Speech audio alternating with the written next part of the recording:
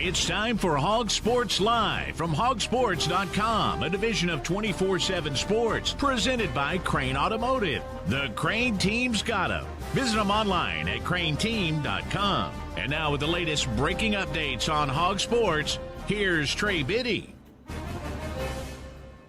What's up, everybody? Trey Biddy with HawgSports.com, HAWGsports.com. Well, the transfer portal is behind us. If you want to find out my opinion on all the individual players and everything, what they did at each position, then you should probably watch Monday's show. But we're going to have Danny West on to talk maybe some of the superlative side of things, his opinion. We haven't had him on because he's been so busy working this transfer portal. We're going to talk about what's next for Razorback football, maybe some fundraising stuff, how things have been going also in that vein, and talk Razorback basketball, of course, as well. Your questions also, all that and more on today's episode of Hog Sports Live.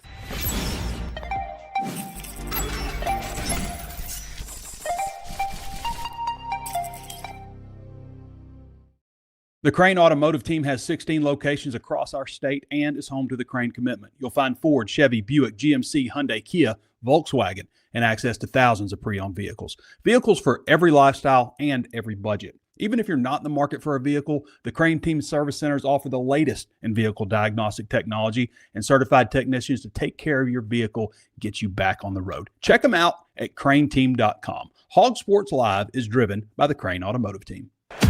You've done it. Now you're the Crain Cash Champ. You just won big with the Crain Team. Go ahead, soak it up. How could you not feel like a winner? You dominated with our low price guarantee, and you got way more for your trade. Plus, with statewide delivery on thousands of vehicles from 16 locations, and the fact that we'll beat any other dealer's price, we make our Kansans feel like champions every day. That's winning. That's the Crain Team. Visit CrainTeam.com. Woo! The Crain Cash Champion. Okay, so first thing I want to look back at is what's ahead for Arkansas, what needs to change.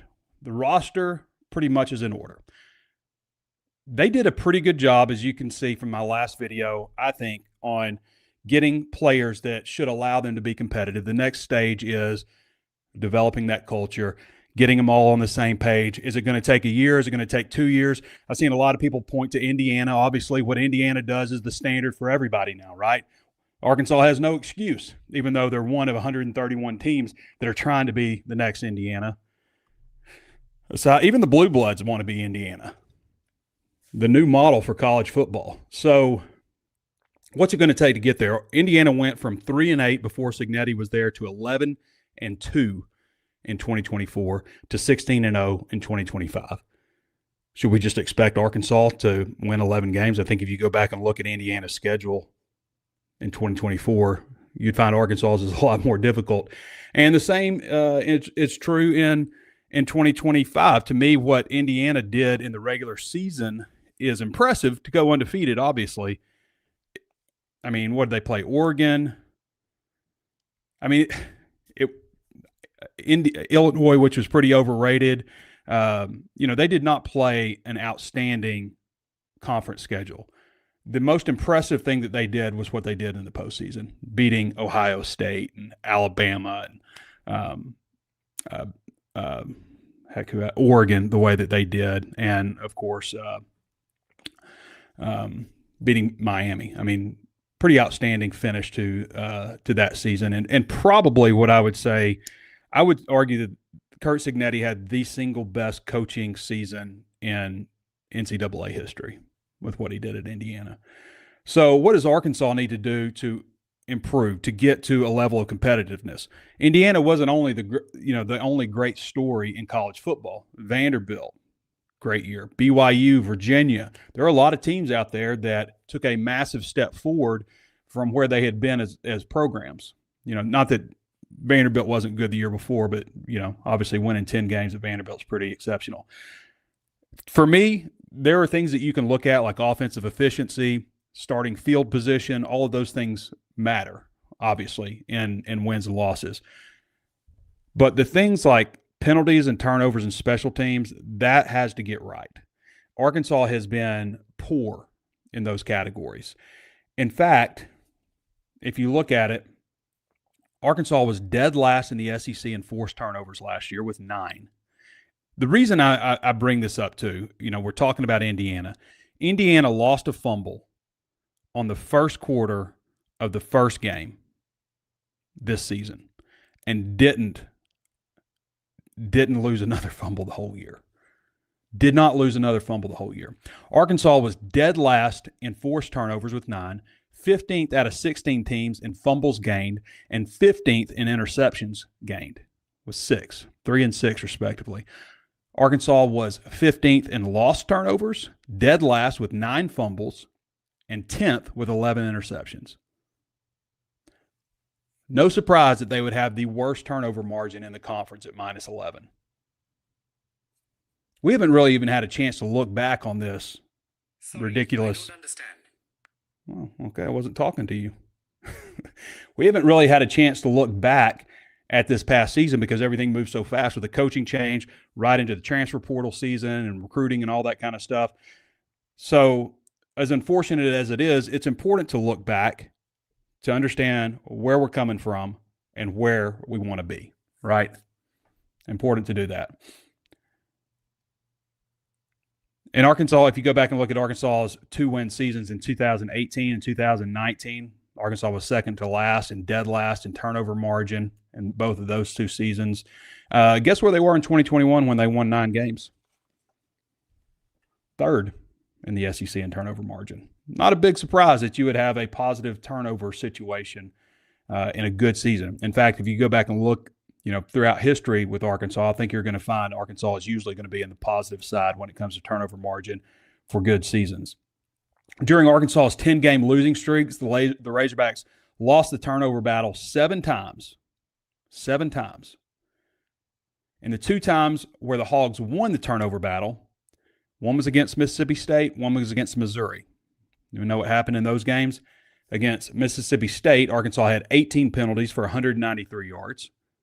Now, maybe the refs were overzealous, but a lot of those penalties were absolutely warranted. And against against Missouri, they had 16 penalties for 121 yards. So 2 awful penalty games. Also against Mississippi State, we're going to talk about this too. You got to stop the run. You got to be able to stop teams, and Arkansas was terrible at doing that when they had to get it back. So just an overall poorly coached, lack of discipline type of team, players that, just kind of felt like, especially on the defensive side of the ball, a bunch of hired mercenaries that didn't really seem to care. And that's easy for me to say sitting in my chair. I'm sure some of them did. I know some of them did, but overall, man, just did not get that impression. The one game where neither team had a turnover was the 45-42 loss to Texas A&M. Great environment for that one, that game. Most people didn't give Arkansas a chance, but yeah. The thing that hurt Arkansas in that one was what hurt them all year. Coming out of halftime, 17-7. I know we're looking ahead and I'm looking back. So Arkansas's failure to get the ball back against Ole Miss after that critical fumble that they had late in the game, they needed to stop them, and they couldn't. Ole Miss ran for 7 yards, ran for 2 yards, ran for 3 yards, game over. Against Memphis, we all remember that. Arkansas had to get a stop after another critical turnover in Memphis territory. What happened? 3rd and 8, Memphis's backup quarterback comes in, Arrington Maiden, and dragged half the Hog defense 11 yards. Game over. After a big touchdown to make it a 3-point game in Knoxville, Arkansas needed 1 stop. They needed to stop them. And Tennessee needed 2 first downs to end it. 28-yard run, 6-yard run, 3-yard run, 7-yard run, take a knee, nice and easy, ball game. Against Mississippi State. Now, this one happened through the air. But if you guys remember, Arkansas had the lead late in this game, and Mississippi State put together a long drive that included 2 fourth downs. They had a 4th and 7, which they completed a 32-yard pass with 1:53 left. That didn't happen. The game's over. And then they completed on 4th and 5 with 43 seconds left, completed an 18-yard touchdown pass to take the lead. That's how Arkansas lost that one. 2 weeks later, after a Scott Starzik missed field goal, yes, Arkansas had special teams gaffes in critical moments. Starzyk was good for him, but a couple of times, he missed a 42-yarder that was big against who was that against? I guess that was against LSU. Yeah, 42-yarder against LSU that really, really hurt him. But Arkansas just needed to get the ball back after that field goal, and after 7 straight runs, Michael Van Buren was taking a knee because Arkansas, they couldn't stop anybody on the ground. All right, does Silverfield have the answers? Now we're getting to the future, right? Does Silverfield have the answers? This is obviously done in the American Athletic Conference, not in the SEC, okay? But the Tigers were 5th out of 14 teams last year with a positive turnover margin. They were 1st in 2024 with a plus 18 on the season. That's a remarkable number, plus 18 on the season. They were 3rd in 2023, 2nd in 2022, 7th in 2021. That was their 6th and 6th season, and 5th in 2020. Obviously, all the teams played a different number of games with the COVID-19 restrictions and stuff. So the AAC has had a lot of shakeup over the years. But if you go back, so after that COVID year, the last 5 years, and you count teams there's 14 teams that played at least 3 seasons, okay? Out of all those 14 teams, Memphis, on average, is number 1 in the AAC with an average of just 4.8 penalties per game. 4.8 penalties per game on average the last 5 years to lead the AAC. That's important. Arkansas has to win penalties. They have to win turnovers. They have to win special teams. You just do to have success at Arkansas. The Tigers had the 5th most penalties in 2025. The 5th fewest penalties in 2025. The 4th fewest in 24. The 2nd fewest in 23. 2nd fewest in 22. 2nd fewest in 21. And the 5th fewest in 2020, which was the weird year. Now, special teams. Sutton Smith, who's now on the Arkansas roster, had a 99-yard kickoff return for a touchdown against UAB last season. Memphis did not allow any notable kickoff returns last season and limited opponents to just 17.4 yards per return. They only allowed 6 punt returns on the whole year for 22 total yards and didn't surrender a blocked punt, a blocked field goal, or a blocked extra point.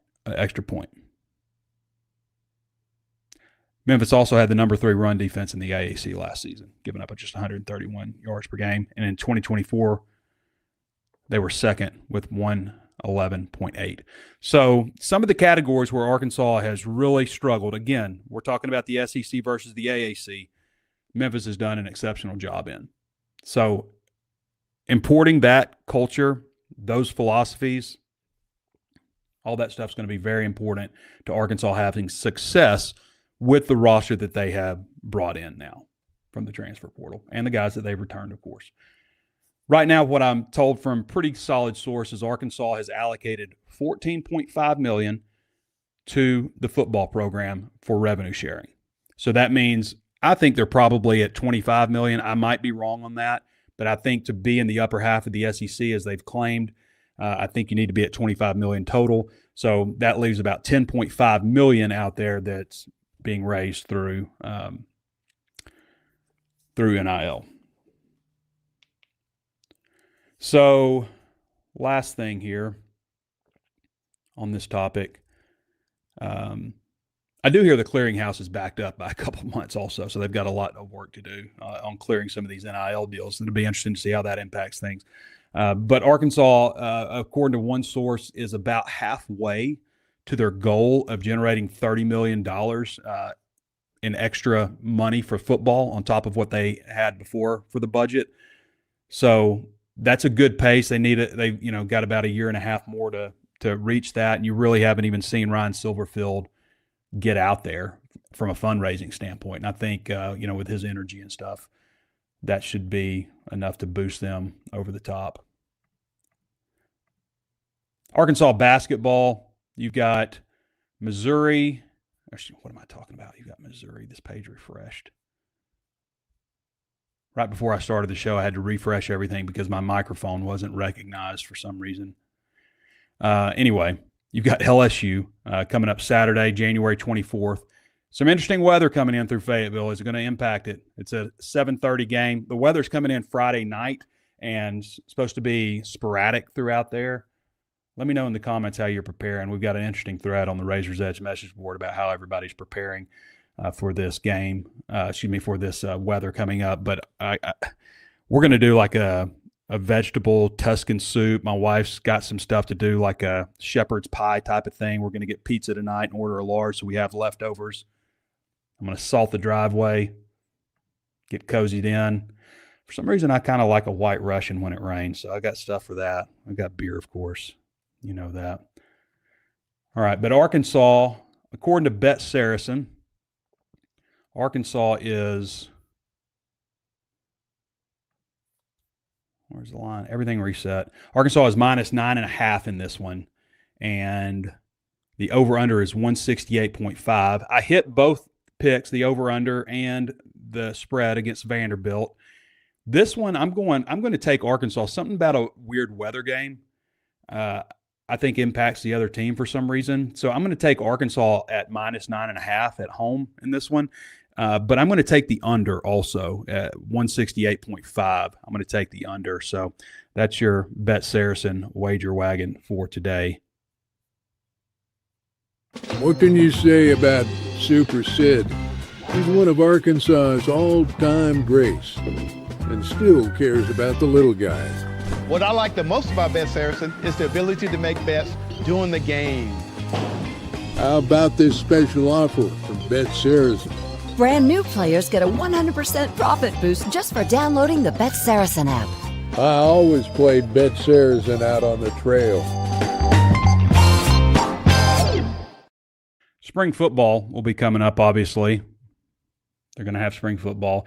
I don't know. I used to always do a good job of predicting it under Sam Pittman just because I knew his patterns and tendencies and stuff. They would like to have 4 or 5 practices before spring break started and then hold the rest of the 15 practices after that. So 5 and 10. Ryan Silverfield last year, even though Memphis had a pretty early spring break, he didn't start practice until March 25th last year.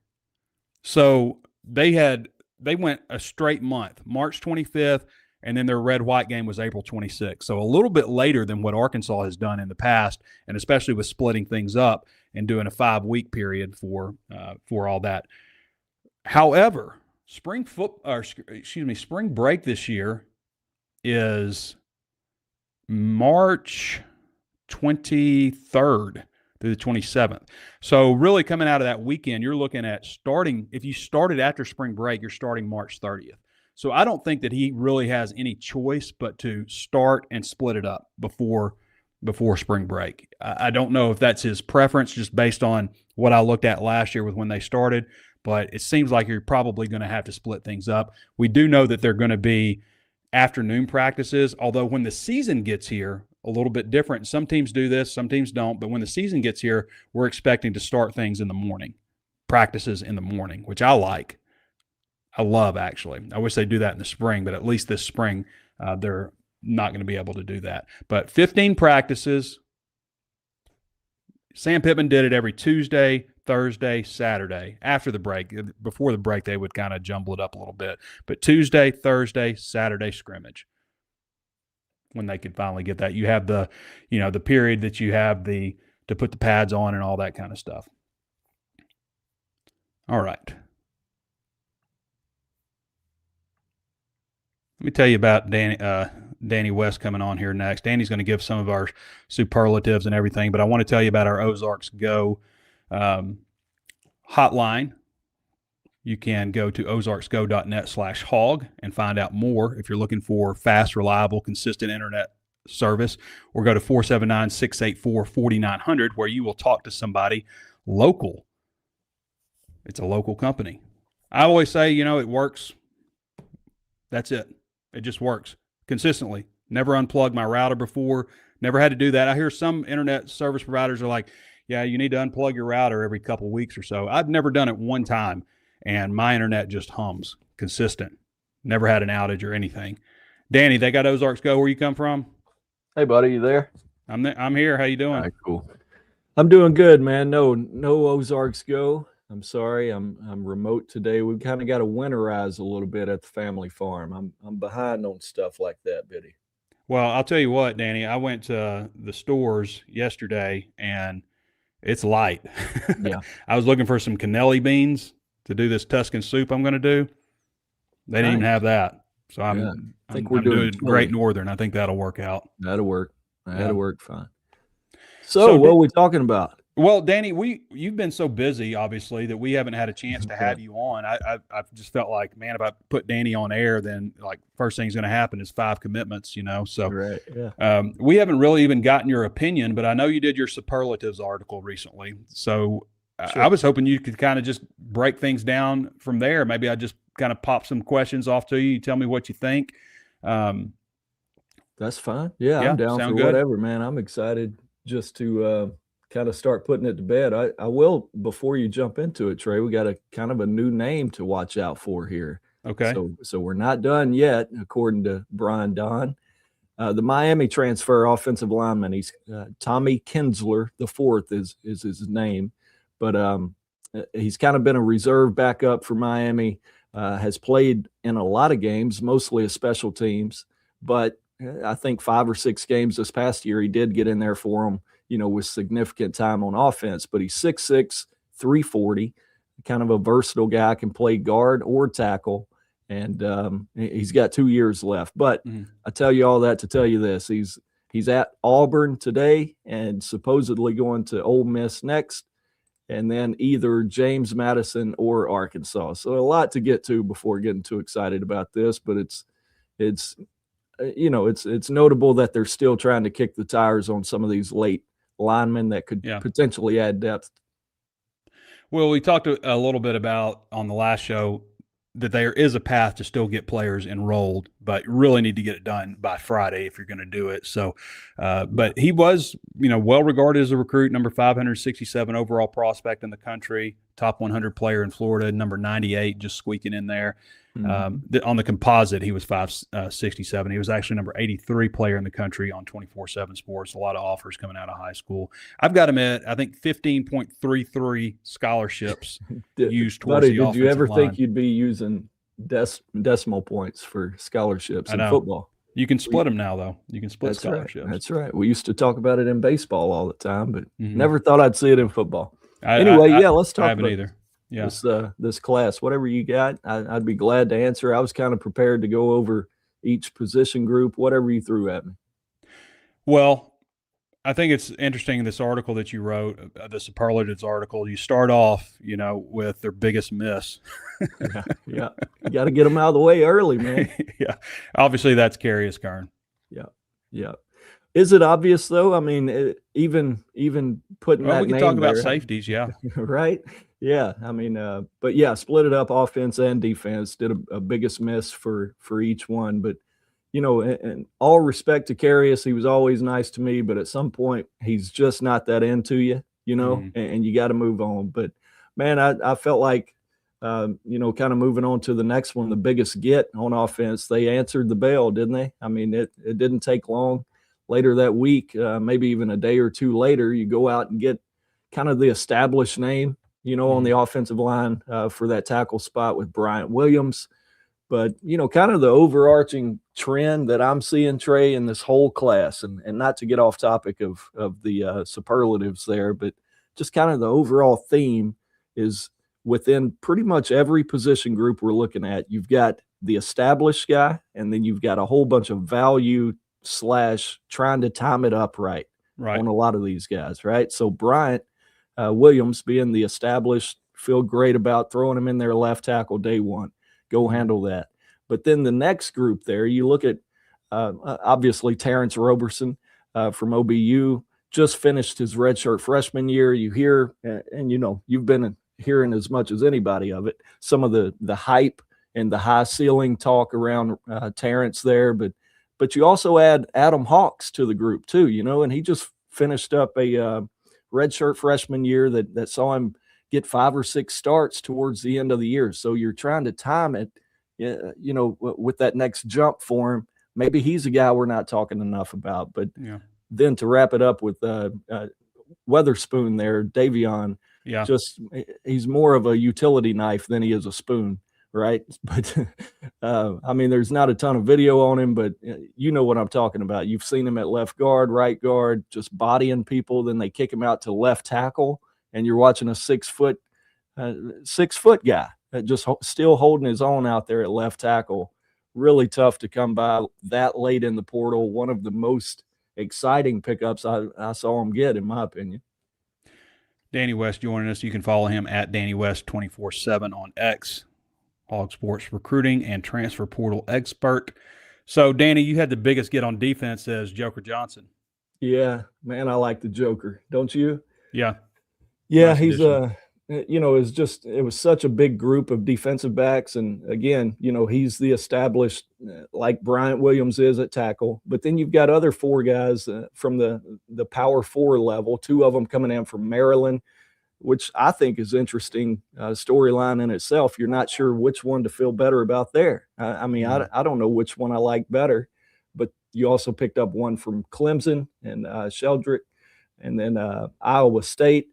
Of course, you got one from there. But, man, I kind of like and I'm going to butcher this name and probably half of them. You already know it, Trey, but Kiari McGlure. Kiari McGlure from, man, I apologize if that's way wrong, but the dude from There's no way you're right on that. West Georgia. He's a redshirt senior. Again, you're trying to time it right. He's 6'3", 200, started out at Eastern Kentucky, kind of worked his way up, moves over to West Georgia, and bam, here's his big opportunity. He's from Mineola, Florida. I like that about him, veteran guy. So, yeah, Joker Johnson to me is the big haul. But, again, you see that trend where they're trying to time it right. Some of these lesser-known guys could be the ones we're talking about in the end, So, and, to hit on that too, Trey, the cornerback spot and safety and nickel, a lot of these guys, they're going to have to play something else. We can write whatever position we want right now, but they've got to go through winter conditioning, spring ball, and ultimately summer camp to figure out where these guys end up. So I wouldn't get so caught up in the positions just yet.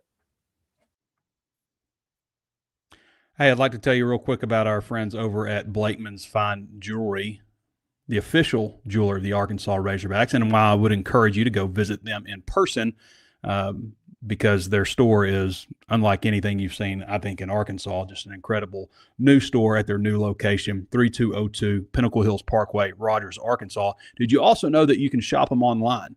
You can do shop them and get delivery. You can set up an appointment with them online.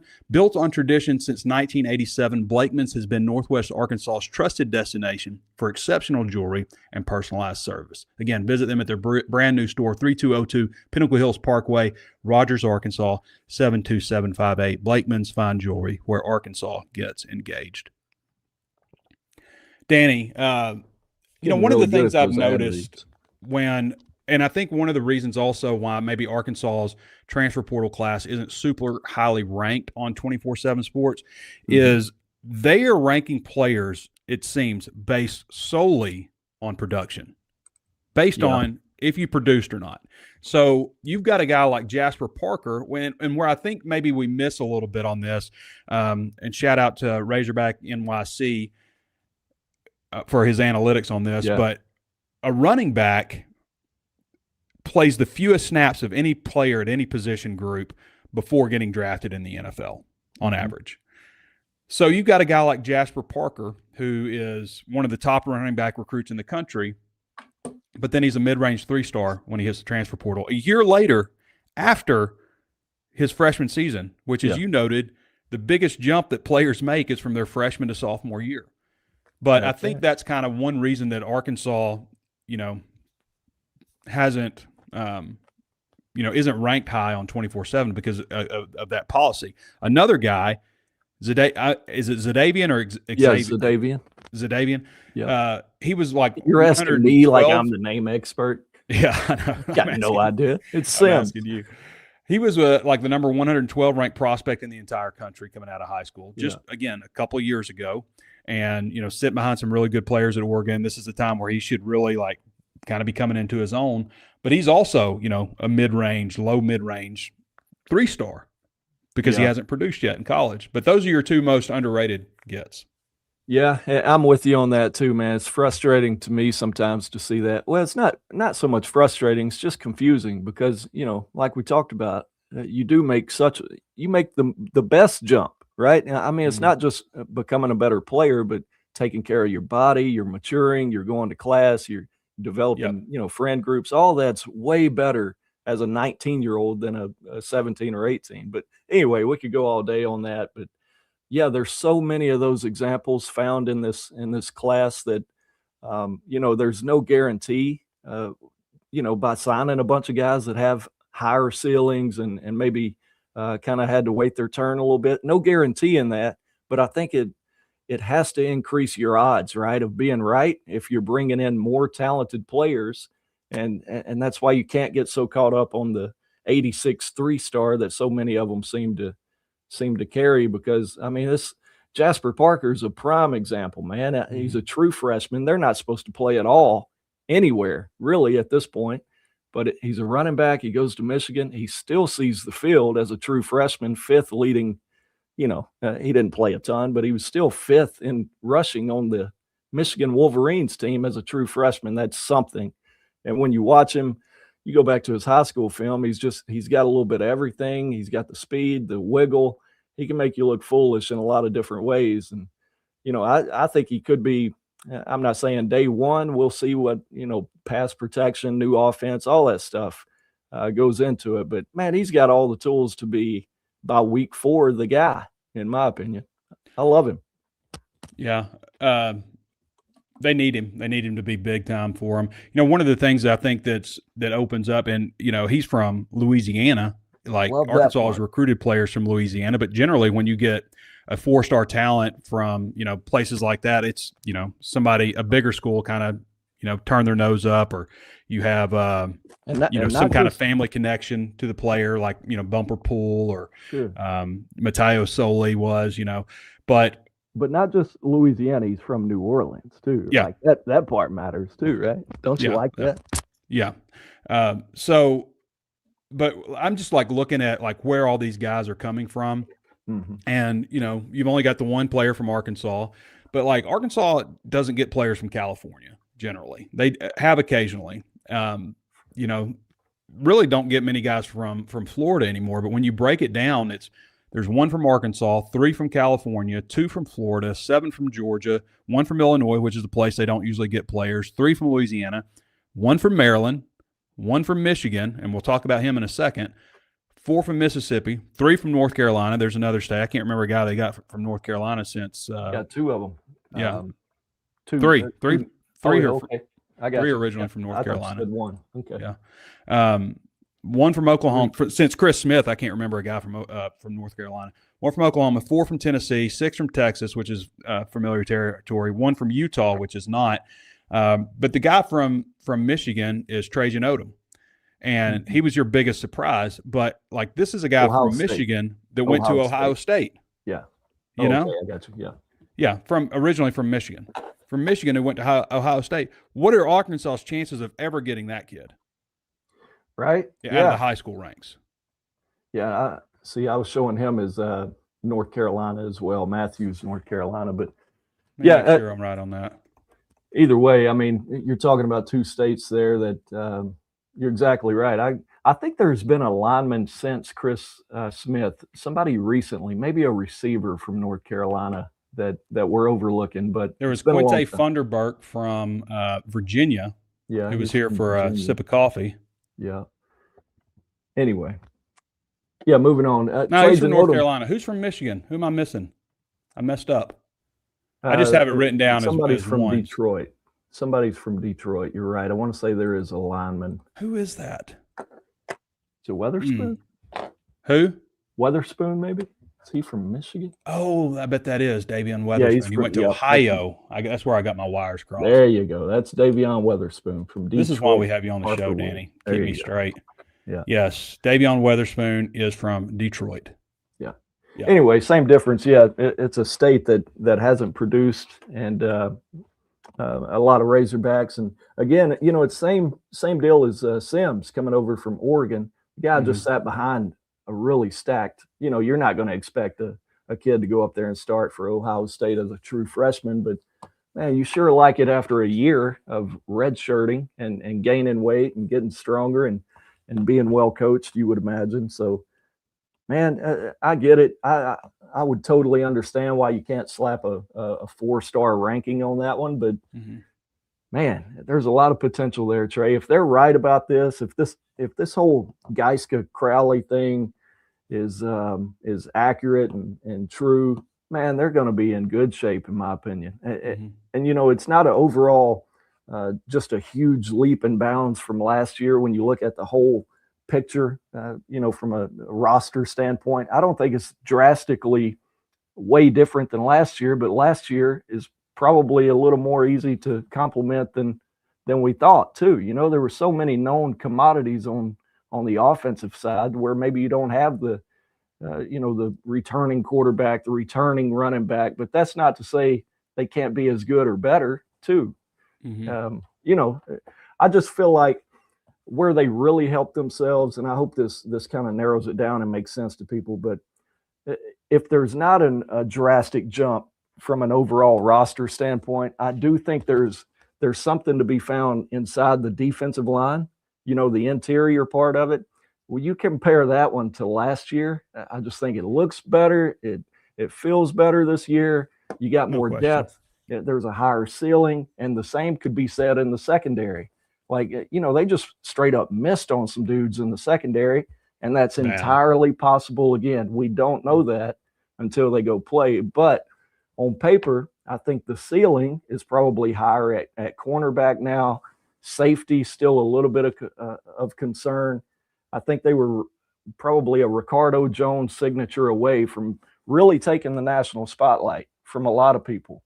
They're that borderline to really breaking the thing open, in my opinion. But those two groups in particular are where you really see where they've improved. And safety could be too. They just didn't get the rock star name. Right. They did bring in 2 redshirt seniors, a lot of experience with Howes and I'm sorry, I'm blanking on everybody's name here, but Stoutmeyer. Yeah, Stoutmeyer from Colorado, a Texas kid. Also like the Cincinnati, Harrison coming Christian over to Harrison. play nickel. Yeah. You can do a lot with a lot of these bigger corners too. Some of those guys can play, but Trey Scott also, who was very highly regarded as a recruit. There you go. Whole bunch of them, man. There's too many to really name all the time, but man, I like where they're at right now. Just kind of a general. Well, they have to get everything else in order, Danny. They've done a good job, in my opinion, too, of getting players in here and guys that, another shout out to NYC, Razorback in NYC. But, he noted that on average, he does all the analytics and stuff like that. Defensive linemen don't pop until 2.57 years in college. Well, you got a lot of guys that are coming up on that. Now, and I think, as if you're going out and signing a defensive lineman and you want a guy that's been productive and also very highly regarded, you're going to pay so much money for those guys versus what they did is they went and got guys that were really highly regarded as recruits, have that body type, have fantastic high school film to, and perform great at camps, who should be coming into that age where they should produce big, Yeah. So I think it's an interesting strategy that they took doing that.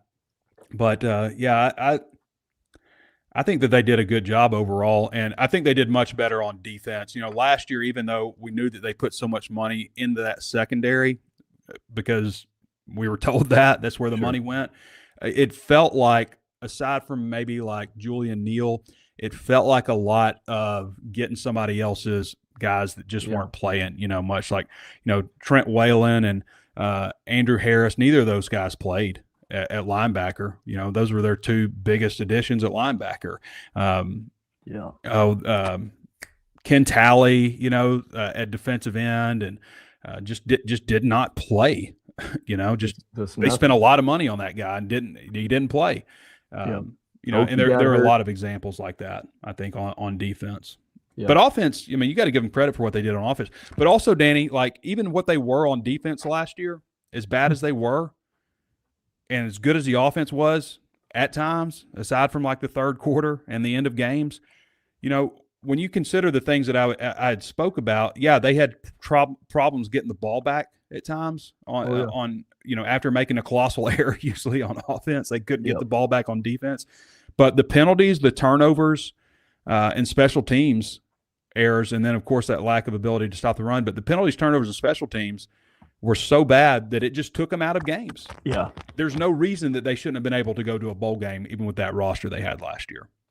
And that's kind of the point that I probably didn't make. But just knowing that we're comparing the roster to last year, a lot of people are going to hear that and go, "Well, they're going to go 2-10. What are you saying to me?" But you got to look behind that, and what you're talking about is all those hidden categories that took them to 2-10.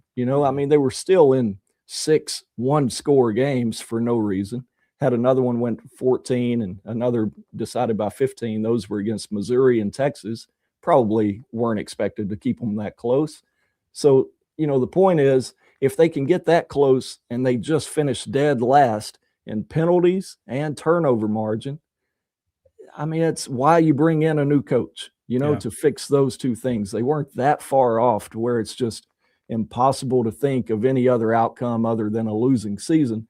They could have easily had a winning season. Not easily, but you understand what I mean. Mm-hmm. But that's what he's charged with. That's what he's got to come in and fix. Those two categories can go a long way. And Talon cost him some wins. I mean, there's no question that he cost them wins last season. But he also had a couple of opportunities robbed from him. He never drove Arkansas down the field for a game-winning touchdown in his career here. But it was robbed from him against Memphis, and it was robbed from him against Ole Miss. Yeah, it was, and that was the season. That was it for them. Yeah. Oh, yeah. That's why I said at the beginning of the year, I was like, Arkansas could either win 8 games or they could win 4. Of course, they won 2. I was like, you remember me saying that? Like, oh yeah. And it was like, why such a big gap? Well, things don't go well early. I could see them totally let go on the rope because they got so many new players, and it's the last. It's a must win season for Pittman. I could just see them. Everything going south. I didn't think it would necessarily be 2 wins, but they should have at least won 4, I guess. But and we talk about penalties, turnovers, special teams, and the inability to get the ball back, but also quarterback's going to matter here, Danny. I mean, all the teams that are good have good quarterbacks, and Arkansas has an unknown there, so they've got to make sure that they. I mean, I say make sure, but like you just never know. Either they got the guy on campus right now or they don't, It's true. That's the scary part. And really, we haven't talked about it, but it's really one of the biggest storylines of this class, is one of the biggest questions going in and was, are they going to go out and try to attract a big name quarterback? Of course, we saw him get involved with, it's been weeks, but the kid that ended up with Brett at Illinois, from East Carolina, ECU. Yeah. I forget his name. I've already forgot. I've already put so many more names in my brain. That's right, boy. It's a Rolodex at this point. It gets so bad for me socially now because they say you can only keep up with 170 people or something at once. Yeah. And we're just flushing names, year after year with football. And I've gotten so bad with remembering people's names and stuff that it has been embarrassing to me at times. Well, it's been embarrassing to me too, but I didn't want to bust you out on it. But I usually don't forget the players' names, although aside from the old man slip every once in a while, calling somebody something from 2004. Yeah, I do that quite a bit. Last names get me, but even the quarterback room, Trey, I mean, we talk about the little hidden gems in there. I mean, Braden Fuller, for the level that he came from, was a Heisman finalist for that level. Mm-hmm. And, I mean, it's something. And nowadays, of course, you can't rule out anybody at the quarterback spot because we see so many examples of teams going the wrong way with the wrong quarterback to start the year before figuring it out. So you can't rule out Fuller, can't rule out A.J. Hill, who's plenty talented, just a freshman this past year. But you hit on it, man. I'm a K.J. Jackson guy until proven otherwise. He would have to be really awful, but man, I get why they stuck with him, but I totally understand there are fans out there that wanted a big time name quarterback, and that it is what it is, man. Well, We'll see if it's they're just the right about it. security of it. You just don't know until you play a game if you've got him or not. You can go through all the practices and everything, and you just don't know. I'll tell you the final category. Quarterback obviously is going to be a big determiner in whether Arkansas has a good football team. We know that. Everybody that's good has a good quarterback, pretty much across the board. Penalties, turnovers, special teams, obviously going to play a big role, all of those different categories. Being able to stop the run in key moments like at the end of games to get the ball back if you have to. The last part, Danny, is this schedule. Oh, man. The schedule is it's a tough one. You start off with North Alabama, then you're at Utah. Hopefully you get a little bit of grace, I guess, in some kind of way with them having a coaching change, at least losing their head coach. Huge game, dude. That's a big one.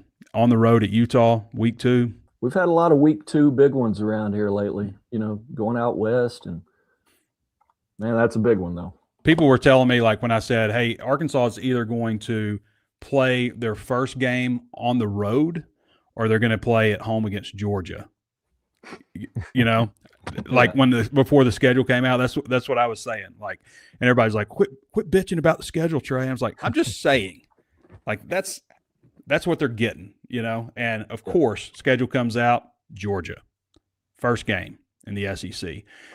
Tulsa after that, at Texas A&M. I'm looking forward to going at college. I have not been to the new Kyle Field yet, so I'm looking forward to actually getting there and seeing that. Tennessee at Vanderbilt. Of course, you catch Vanderbilt on the schedule when they're good. When they're on the upswing, you can't catch them when they're down. Yeah, speaking of course, they did that Jones, last couple there you years, go. I'll say that. There's your safety that you missed. Yeah, Got to your go safety. see him in Nashville.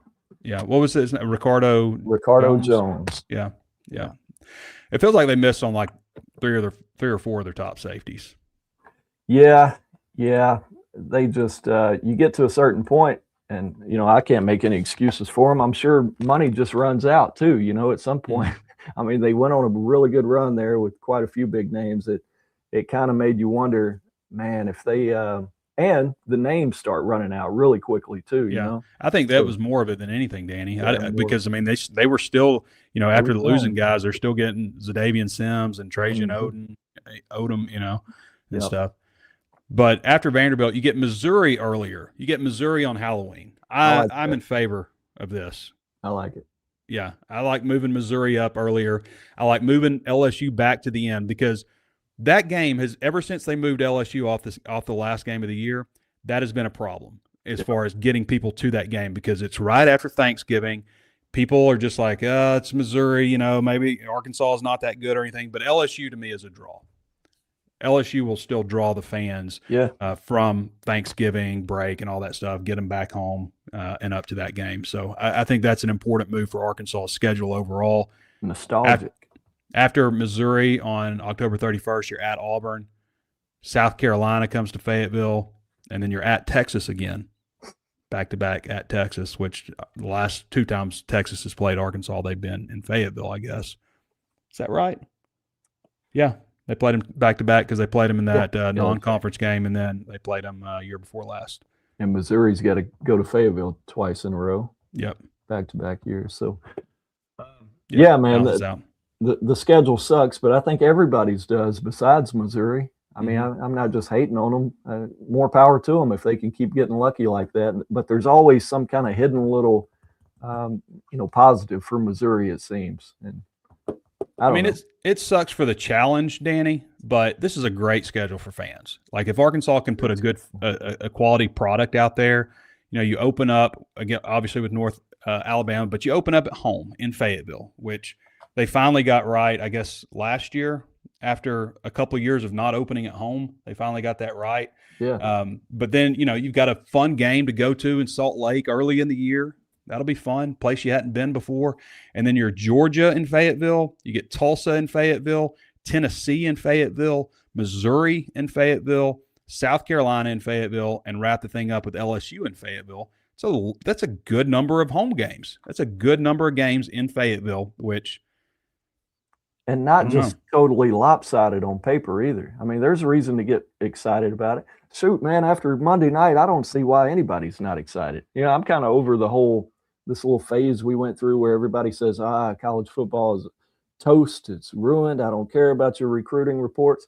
I don't know that I've ever been more interested in the thing than I am right now after Monday night. I mean, it just opens up. And we're not sitting here saying, well, Arkansas is definitely a legit contender to go do that next year. That's not the case, probably, but who's to say you can't go turn the schedule upside down too, Well, you also get, Danny, this is important because Arkansas has been screwed in terms of where they're playing their games. Like there's been years where like, well, the first 5 games are in 5 different locations, and all this stuff. But 6 of the first 8 games, Danny, 6 of the first 8 are in Fayetteville. Not bad. That to me is a real positive. Yeah. It matters playing at home, especially early. I think you build momentum. If you can play at home, get a little home field advantage, going early, build momentum, and then, you got to take it on the road a little bit more, later on and stuff. I just feel like you build in this day and age, it's more important than ever, especially like with a new coach, any coach really, but to build that belief with all your new players and stuff. Okay, these coaches are, they're doing the right thing. They know what they're doing. They're getting us to the right place. And that momentum starts to build and that bond starts to build early in the season that you lose if you don't start off strong. And playing in all these different venues and so many road games early in the year, it's difficult to do that. That's right. All right, Danny. Appreciate you, buddy. Yeah, man. Good talk. All right, everybody. That's Danny West. Follow him at Danny West on X. HawgSports recruiting, transfer portal expert. And Danny, man, he killed it, guys. Like, if you weren't following along with this at HawgSports and you were just trying to follow things at different media outlets and following on X and stuff, I really think you've missed out on the way that we, and especially Danny, structured everything, packaged everything, kept everybody informed, but also structured everything in a way that it's easy to digest everything, painted the picture of where things are, how things are going. I'm proud of the job that we were able to do at HawgSports for our subscribers over there. So if you weren't with us last year, this year, get with us next year. Okay. Walker Brothers, guys, brings you the finest men clothing from around the world, carefully selected to last, fit right. I didn't quite catch that. Could you please say that again? So I was messing with my voices on Apple Music on my Siri, and accidentally left it on that one. But I usually like the Australian girl. We bring you Walker Brothers brings you the finest men's clothing from around the world, carefully selected to last, fit right, and help you look your best, from game day essentials to distinguished luxury wear. Visit them at their Fayetteville location, 577 Millsap Road, suite number 6, or their brand new location, 3503 South 55th Street, suite 101 in Rogers. They've got all your game day essentials.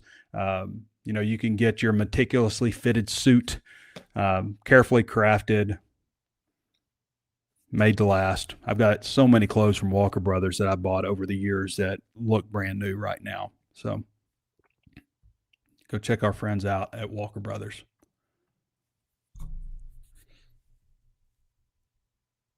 Bo, I forgot what I was supposed to correct for you on what you told me the other day. I've got so many things in my head. Okay, questions. See what we got. We're going to run through these pretty quick.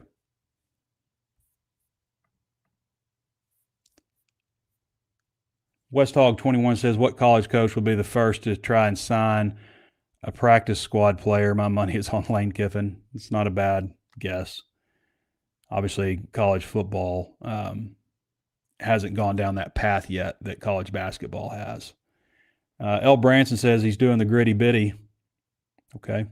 If an Arkansas player entered the portal but hasn't signed anywhere else, then can we, one, assume that he's still enrolled at Arkansas? If an Arkansas player entered the portal but hasn't signed anywhere, can we assume that he's still enrolled at Arkansas? No, we can't assume that. Can rejoin the team anytime and still participate in spring ball? I wouldn't assume any of those things.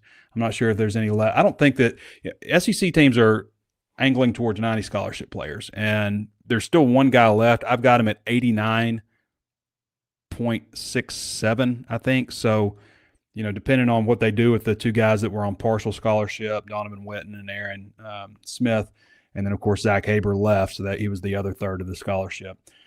So depending on what they do with those guys the next semester, I've got him with one spot left. So maybe that's the guy they're trying to get in, the offensive lineman for Miami. Will he be hard again? Yeah, I heard myself say that. Willie, W-I-L-L-E-B, hard, I-G-A-N. Yeah.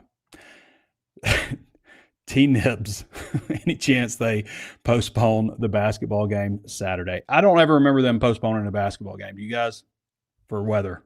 Never seen it happen. And there's been some, some inclement weather that has caused problems. Maybe they postponed, or not postponed, but delayed. Maybe that counts as a postponement, but not to the next day or anything. I don't ever remember that happening. Posh says, do you think Indiana winning a championship has exposed the biggest lie in football, that you had to be a blue blood to win consistently? I mean, until this year, you did.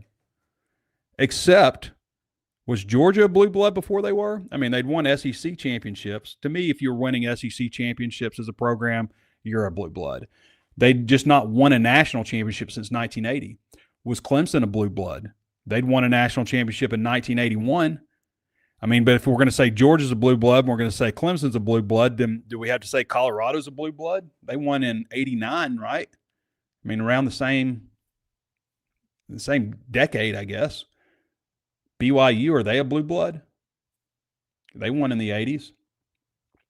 You know what I mean? So Clemson has won one. Georgia's won a couple. Washington's been to the title game. TCU's been to the title game. And Indiana's won the national championship. You look at the Final Four, Miami hadn't won since 2001. 2001. I've got my brain's all over the place. I need a good night's sleep. But yeah, I mean, is it the biggest lie in college football? I don't know. But the landscape has changed now. Everybody compete. I mean, I talk about Arkansas like, Arkansas hasn't done anything with their roster that's like setting them apart from the upper tier of the SEC. I just think they put a roster together that should give them a chance if they're well coached and do the little things right and have the right foundation and culture and all that kind of stuff. I think they put a roster together that should allow them to compete. So, and I don't think they would be able to do that. Like, you don't bring in a new coach and then just like the next year have a roster where you can possibly compete. Is Arkansas going to jump up like Indiana did in year one? Probably not. There's probably not anybody. It's probably going to go back to a blue blood winning the national championship next year, if I had to guess. Posh Yates says the SEC was exposed in the playoffs this year. Do you think it's due to bad coaching or having coaches of this conference became lazy and lean too much on talent? Well, I just think that the landscape has changed with, the SEC forever has been the top conference in college football. The Big Ten has won the last 3 national championships. It was Big Ten and the ACC in the national championship game this year. It's just everything has changed. I mean, you can buy a team. The whole country opens up to you. We talked about Arkansas going to Michigan, to North Carolina, to California. I mean, all over the country to get guys. And you look at it from a college standpoint, from California to Idaho to Michigan to Maryland to, Florida to Louisiana, and places in between, like all over the country to get players. And now everybody else can do that easily. Remember when Jim Harbaugh wanted to have those remember when satellite camps were a big thing? And Harbaugh was having all those satellite camps down in the South to try to get players from the SEC footprint. It's easier now. If you got money, you can get you a team. Thorhawk says, Trey, in your opinion, do you think Danny Bill and Anthony Kennedy Jr. will play this year? Reason I asked is because they're the heaviest D linemen on the roster, and you ideally need 320 plus at nose tackle. Well, I think there's probably, maybe Carlin Jones or Zadavian Sims, maybe one of those guys are up at that area. But, that's just kind of an ideal thing. I don't think that ideally neither of those guys plays. Ideally. I hope that they're able to redshirt both of those guys. Joshua 11 says, Trey, could you see Sims or Odom possibly moving to DE behind Quincy? I think possibly Odom. He comes off the ball pretty quick. Sims seems more like an interior defensive guy for me. I'm just going off like high school video. That's basically all we have with those guys. I think Caleb Bell is a possibility to be more of the end type. Now, again, I know I keep saying this, but the defensive end that we're talking about in this hybrid odd front is going to be a guy that's 275, 285, not a guy that's like we've seen in the past, 265. Like this is a guy that's got to be able to stop the run, play inside more. I mean, for all intents and purposes, this is a defensive tackle, basically, that's, a little more agile. All right, everybody. Appreciate you joining me for the show today. We'll be back with you guys on Monday. I want to thank Danny West for hopping on as well. Anything else we need to say? I think we covered it all. Arkansas basketball this weekend. Again, the game on Saturday against LSU, which LSU, by the way, is 13-6. LSU is 1-5 in conference play right now. But I like the Hogs in that one at -9.5. That is Bud Walton Arena, 7:30. I know a lot of you will be looking at it at home, but hopefully some things will clear up a little bit by Saturday night. I mean, the snow's supposed to come Friday night, so hopefully I hear it's going to be scattered, like come in waves and stuff, but hopefully it just drops and moves on. I don't know. All right, everybody. Appreciate you joining me. This has been Trey Biddy with HawgSports.com. We'll catch you next time.